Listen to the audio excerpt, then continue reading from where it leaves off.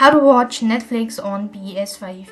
In order to watch Netflix on PS5, you'll need a Netflix streaming membership and a PlayStation console signed in a PlayStation network.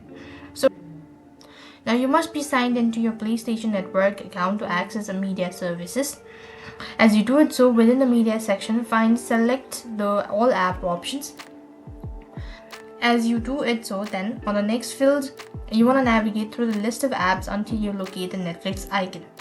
When you locate Netflix icon right over here, click open that up. Once signed in, you could browse and stream content on Netflix as well. So then you could go and start watching Netflix on PS5. This is how it actually works. I hope the video was helpful. Make sure to like, share and subscribe. Thank you for watching. See you in the next video.